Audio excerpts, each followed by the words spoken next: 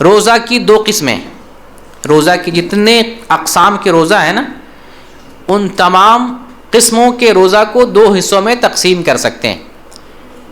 ایک روزہ وہ ہے جو فرض کہلاتا ہے، فرض روزہ، اور ایک روزہ وہ ہے جو نفل کہلاتا ہے، نفل روزہ، فرض روزہ اور نفل روزہ۔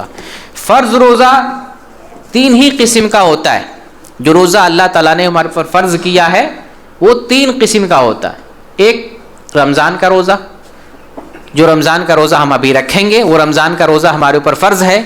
ایک ہے دوسرے نمبر پہ کفارہ کا روزہ۔ کفارہ کیا ہے؟ جب کسی سے کوئی غلطی ہو جائے تو غلطی کی تلافی کے لیے روزہ رکھا جاتا ہے۔ جیسے کوئی قسم کھا لے تو قسم کا کفارہ 3 روزہ رکھنا ہے، اور یہ روزہ کیا ہے؟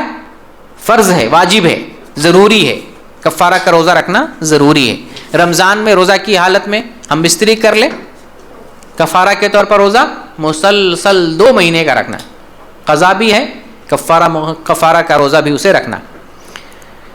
تو یہ کفارہ کا روزہ فرض ہے۔ تیسرے نمبر پر جو روزہ فرض ہے وہ نذر کا روزہ ہے۔ نذر، منت، کوئی منت مان لے میں روزہ رکھوں گا، یا اگر میرا فلاں کام ہو گیا تو میں 10 روزہ رکھوں گا، یہ منت مان لیا۔ اب یہ روزہ کیا ہے؟ اس نے اپنے اوپر فرض کر لیا، واجبی طور پر نذر کا روزہ رکھنا آدمی کے لیے ضروری ہے، یعنی ضروری ہے کہ جو نذر مانا ہے روزہ کے لیے وہ نذر پورا کرے۔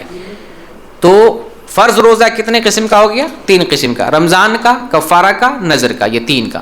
اور نفل روزے کے بڑے متعدد اقسام ہیں۔ نفل روزہ میں ایک ہر مہینے 3 روزہ رکھنا ہے، ہر مہینے۔ نبی کریم صلی اللہ علیہ وسلم نے متعدد صحابہ کرام کو ہر مہینے 3 روزہ رکھنے کی ترغیب دی ہے۔ ان میں ابو ہریرہ رضی اللہ تعالیٰ عنہ بھی ہیں کہ مہینے میں 3 روزہ رکھا کرو۔ محمد صلی اللہ علیہ وسلم بھی مہینے میں 3 روزہ رکھا کرتے تھے۔ پچھلے درس میں بتایا کہ ہمارے پیارے حبیب محمد صلی اللہ علیہ وسلم مہینے کا جو روزہ رکھتے تھے، 3 روزہ کیسے رکھتے تھے؟ پہلے سوموار کو، پھر اس کے بعد خمیس کو، پھر اس کے بعد خمیس کو، مہینے میں اس طریقے سے 3 روزہ رکھا کرتے تھے۔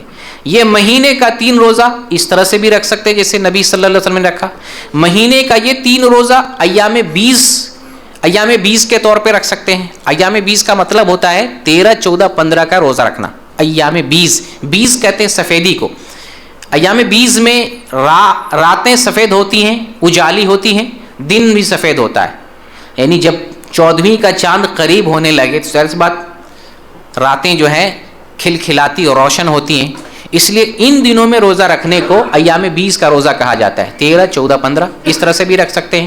یا اگر کوئی چاہے شروع مہینے میں روزہ رکھنا چاہے 3 روزہ، آخری مہینے میں 3 روزہ رکھنا چاہے، الگ الگ رکھنا چاہے، اکٹھا رکھنا چاہے، کوئی حرج کی بات نہیں، مہینے میں 3 روزہ رکھنا ہے، جیسے آسانی ہو رسول اللہ صلی اللہ علیہ وسلم کی طرح رکھیں، یا ایام 20 کے طور پر 13، 14، 15 کا رکھیں، کوئی حرج کی بات نہیں۔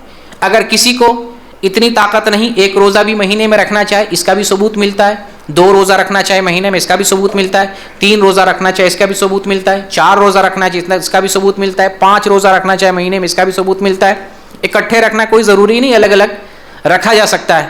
کوئی آدمی چاہے ہر سوموار، ہر جمعرات کو روزہ رکھ سکتا ہے، کوئی چاہے تو کیا کہتے ہیں صوم داؤدی رکھ سکتا ہے۔ صوم داؤدی 1 دن روزہ، 1 دن افطار، 1 دن روزہ، 1 دن افطار، اس طریقے سے بھی روزہ رکھ سکتا ہے۔ تو اپنی استطاعت کے مطابق آدمی روزہ رکھ سکتا ہے۔ ان روزوں کے علاوہ جو موسمی نفلی روزے ہیں، جیسے عاشورہ کا روزہ ہے، جیسے عرفہ کا روزہ ہے، ذوالحجہ کے پہلے عشرے میں روزہ رکھنا ہے، یہ بھی نفلی روزے ہیں۔